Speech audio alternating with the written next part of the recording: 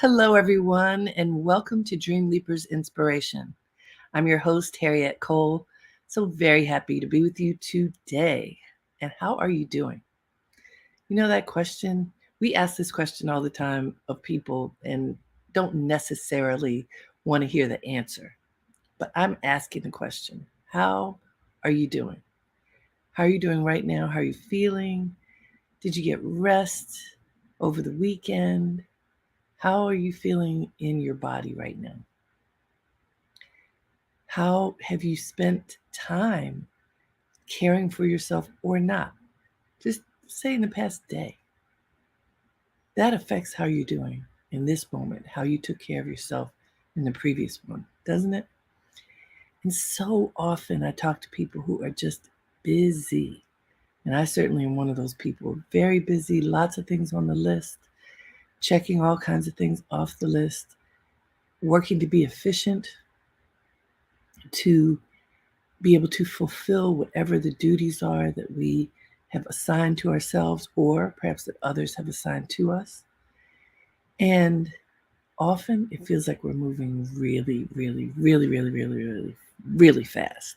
Do you feel like that? That sometimes you're going super fast? When you feel like that, it often can feel like what they call a runaway train. Things moving so fast, it's hard to take a deep breath because you just are working hard to make sure that you keep up. Well, part of why I created Dreamleapers Inspiration was for us to be able to take a pause. As the intro says, to be able to take a pause, to sit back, to take that big, deep breath. Let's do that.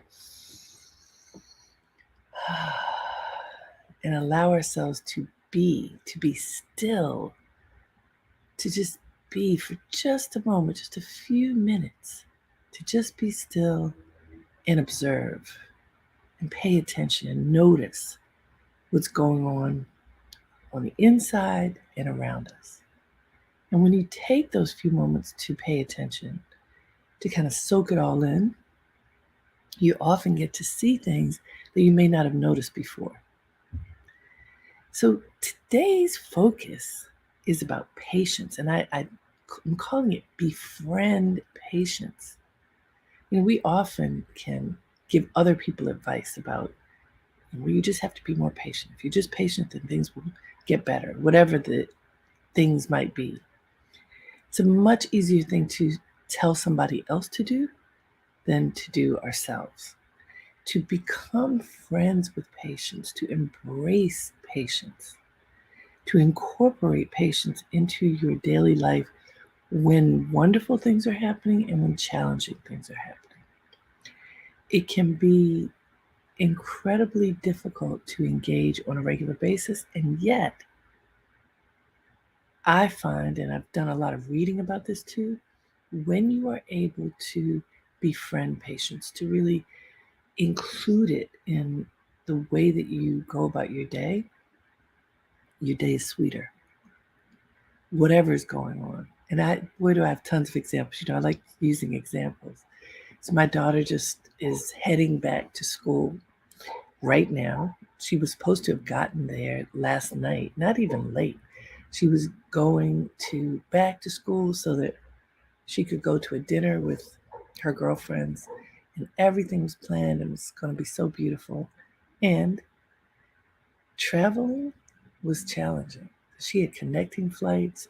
Even coming here at the beginning of her spring break, it was a mess with the flights. Well, going back was no different.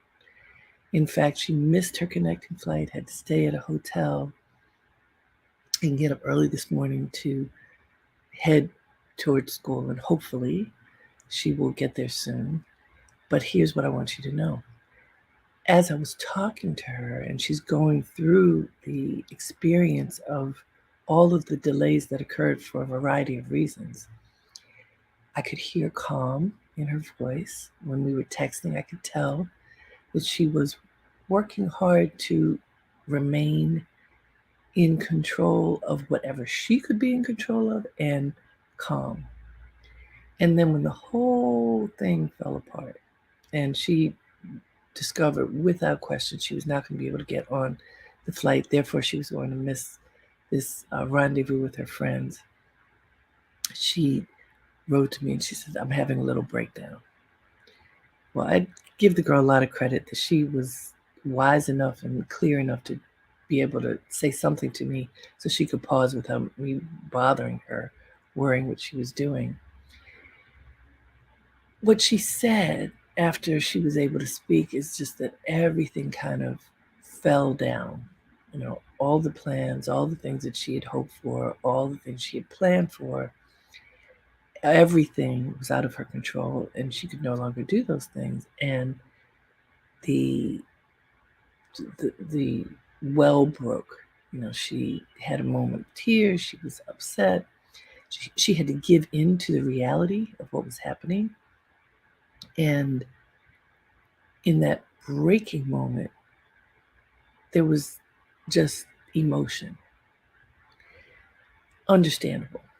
And then she got herself together and looked to face reality. So, what can I do? What I appreciated in listening to her talk about this and also walking with her through it part of the way, because I was there on the phone when she was talking to the gate agent or whatever that person is called, she never raised her voice. She didn't yell. She didn't, um, act in any extreme way. She was just as calm as she could be going through it. And I thought, okay, she's exercising patience at a time that's really tense. And she's got all these expectations and she's not able to meet her expectations. As a young person trying to get back to school, she had school today. She, there were a lot of things.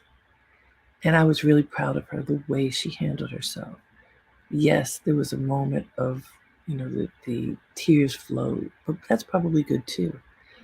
But on both sides of it, she was patient, which is why I even thought of this as a message for today, because I was really proud of how she conducted herself during a time that was extremely tense.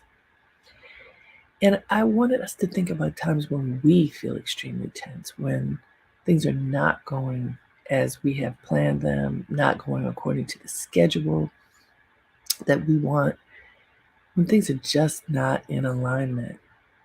How do you handle it? What do you do when things aren't in alignment, when time is tight and tensions are high? Ask yourself, what do you do in those times? Are you able to befriend patience? Are you able to find an inner calm so that you can move through whatever the tense experience is in as grounded as a fashion as you can? Do you feel that you do that? I'm going to say I often do, but certainly not always. That's why it was so notable when I observed my daughter, because she did it. She was patient. When it got to the breaking point and she had to let go some tears, she did, but not in front of the gate agent, not engaging other people, just in a self-contained moment.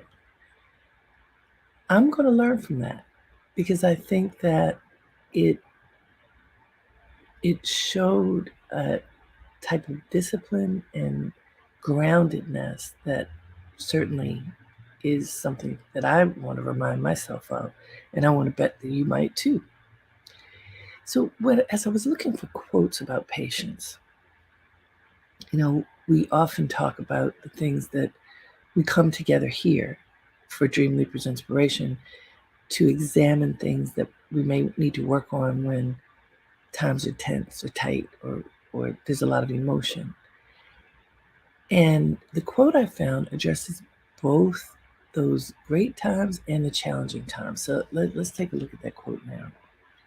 The quote says, "Two things define you: your patience when you have nothing and your attitude when you have everything."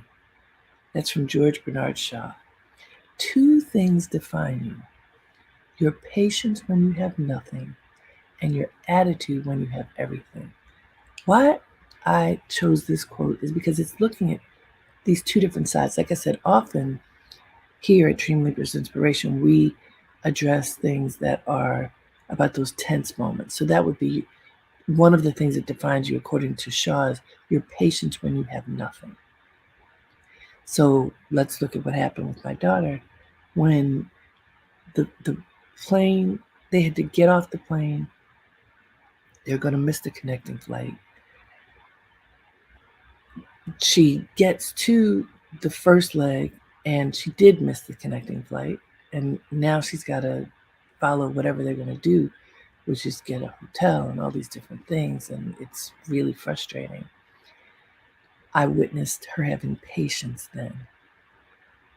I watched it, I listened to it, I read it in her texts when she had control over nothing other than herself, because she was not going to be able to follow the plan that had been put in place weeks before and that we had checked the day of. So, with nothing that she was in control of, she had patience.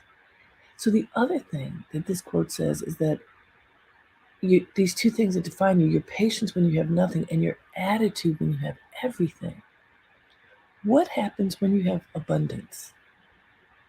We don't often talk about those moments. In moments of abundance, yeah, these two things that define you, your patience when you have nothing, but the other side, your attitude when you have everything. How do you behave when you have it all? How do you behave when life is easy and comfortable and whatever it is that you're looking for, it's right there. Abundance is everywhere. And you're like, this is nice. What is your attitude then? Are you feeling kind of full of yourself? Are you feeling grateful? Are you oblivious to what other people are going through? What attitude do you have when you have everything? Part of the reason why I chose this quote is that I'm about to go to India. I'm on the board of a wonderful philanthropic organization called Prasad, and it's headquartered in India. And typically we go there every year, but between COVID and other challenges that I haven't been there in a long time. So I'm very excited to go. And as I've been preparing, I've also been remembering times that I've been there before and things that I have learned. And so this idea of your attitude when you have everything is something that I want to address. Because I remember the first time that I went to India, noticing so many people walking. And Mumbai, which is not where I was most of the time, but is incredibly crowded. Where I go is to a small rural area, but still lots of people walking on the road. And the road, for the most part, is not paved. So on dirt packed road. I want to say the first time I went, about half of the people that I saw had on no shoes. They were walking barefoot. And one of the services that Prasad offers is a medical facility, like hospital. And we visited this facility and noticed people with bare feet. And I don't know why I was able to see the sole of a person's foot, but I was. And what I saw was the sole of their foot looked like the sole of a shoe, because that's what happens. Your body adapts to whatever your conditions are. And honestly, a million thoughts went through my head. First of all, how many shoes do I have? And this person has none. Second, how many times have I gone to get a pedicure so that my feet will be soft? And there were a couple of times when we had to walk, because in nearly all buildings, you take your shoes off when you go inside. And so, but at one point we were walking outside, walking up stairs, these stone stairs, and there were broken pieces of stone, and I was like, my feet weren't loving that, because I work overtime to soften them. They were. I'm just laying it all out for you right now because I want you to see what I'm talking about. I realized in that moment, comparatively, I had everything. I have more shoes than I know where to put them. I am able to tend to my feet and my being, my body, in ways that these people could not, did not, may not have even thought about. And I was filled with gratitude, and especially because of the work that we do with this charity to really support people. But it also just showed me things that we take for granted. And what is my attitude about that? I certainly have been grateful, but I want to tell you that my gratitude went up, up, up for some things that I don't even think of as luxuries. But having a pair of shoes, having more than one pair of shoes, when every other person, children, elders, everyone, there were people who did not have them, not a shoe on their foot. So my attitude changed a bit after that experience because I realized I've always been grateful for the life that I have, but my gratitude level went up because I got to see things that I take for granted. I may be grateful for them, but they're part of my world and my life that these people do not have. I watched even closer just as we were riding, going to visit some of the programs, and we were riding in a bus and we got to see lots of people walking on the road in beautiful colors. Many of the women were wearing saris or Punjabis in radiant colors, not always having shoes on, often having a vessel on their head because they have to walk miles to get water, and with a resolve and a sense of self that was truly inspiring. And it was hot and humid, and they were walking with a vessel on their head, not running, walking at a steady pace with intention because they had a place to be. And this is why this notion of patience. So two things that define you: your patience when you have nothing, the patience and resolve and dignity. That's what I saw. And your attitude when you have everything. Think about yourself, about your life. This all has it has gratitude wrapped up in it, and that certainly is true now. That if you think about what you have, even if there are things that you need that you don't have, I'm going to guess that there are lots of things that you can be grateful for. Certainly, there are for myself. Your attitude when you count your blessings and recognize the great things that are in your life that you may take for granted because they're just always there, right? The things that, because they're always there, you don't think about it until you see someone else who doesn't have. When you see someone who's doing without something that you consider essential to your daily life and that isn't part of theirs. And for me, that created an attitude change. It deepened my respect for others who have far less than I do. It deepened my commitment to service. And, we were there to support these folks, and the programs that we have developed help people to gain in whatever ways they need to, but with a lot of respect. So we don't just do things for people, we do things with them. We respond to what they need and support them as they build whatever it is that they need. My resolve to be involved in this work deepened. My patience for working with people who do things differently than I do, who have followed different systems, who may not have the technology that we take for granted. All kinds of things happen in that first trip. And now there have been many trips since. And every time my eyes open a little wider because I see people live all kinds of ways. The way I live is one way. It isn't better than anybody else's, it's just my way. But when we're able to open our eyes and notice how other people live and the challenges that they have and the opportunities that present themselves, I think it makes for a much more harmonious experience. Now, I just gave 2 examples of befriending patients and having a good attitude. There are so many, but they were very different examples. I just want to point out. One was my daughter in a travel nightmare.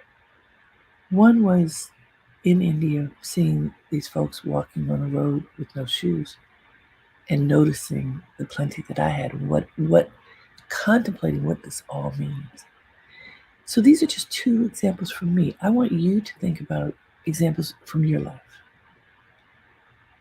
When have you felt like you had nothing and needed to exercise patience to align yourself with patience, and it was tough? If you're honest with yourself, there's probably something that happened recently. When did you feel, oh, I need to take a deep breath? I need, like they say, I need a chill pill right now. I need to relax and realign myself with this moment so I can look at it differently, as opposed to just completely being frustrated or whatever the emotion is. When you can engage patience, befriend patience, look at it and say, yes, this is what I need right now, you can see more clearly. You often can find your way to a better place. Sometimes it doesn't mean you can step out of the experience. Like my daughter, she had to spend the night in a hotel in another state. This is one of the early independent things that she's doing. She's just in college, first year.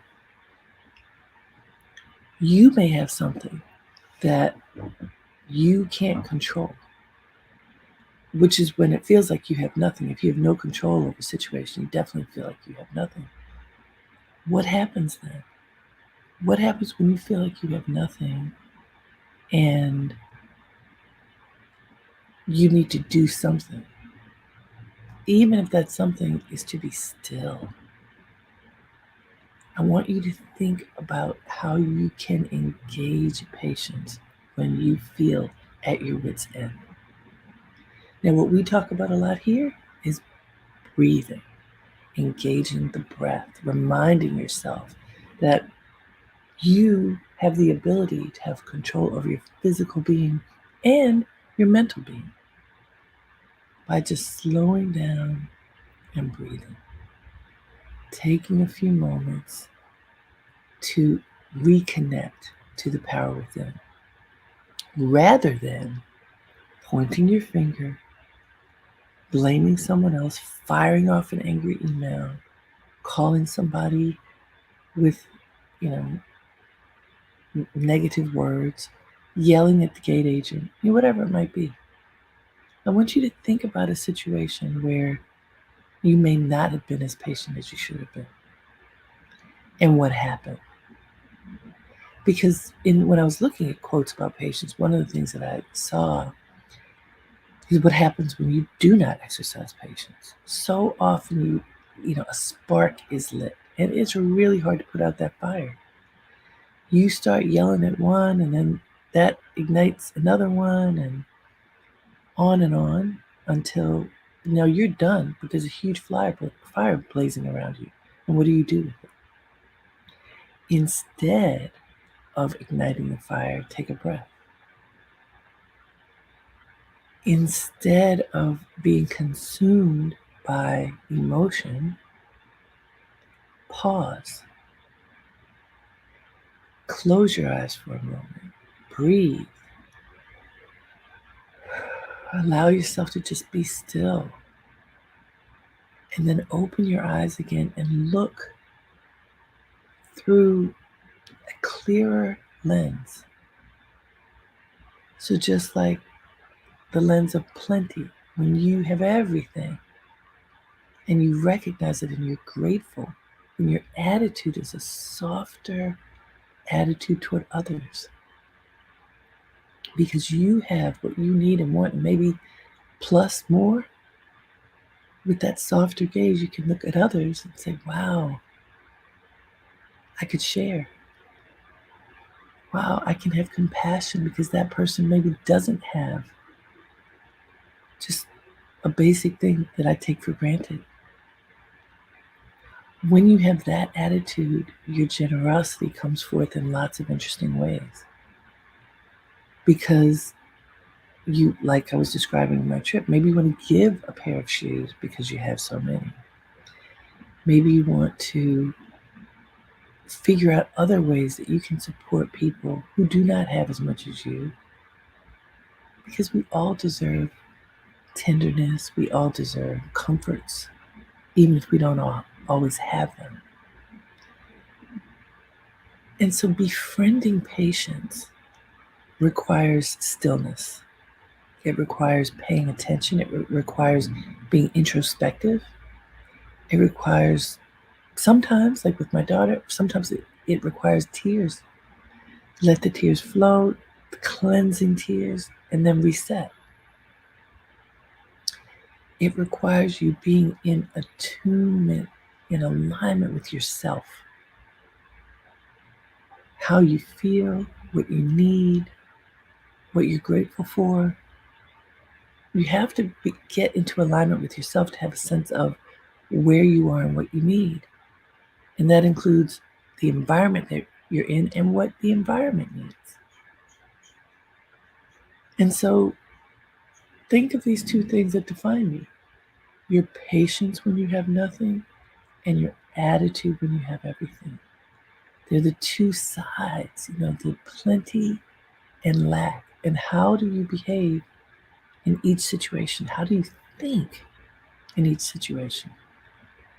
Imagine that it's possible to stay calm, to stay grounded, to stay positive, even in those moments when you feel you have nothing, and to remain humble when you have everything. To not allow yourself to be arrogant, to not allow yourself to stop seeing others who have needs that perhaps you don't have.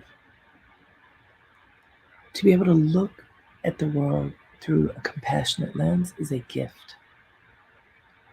And you have that gift. The question is, are you cultivating it? Is it a muscle that you use? So befriend patience.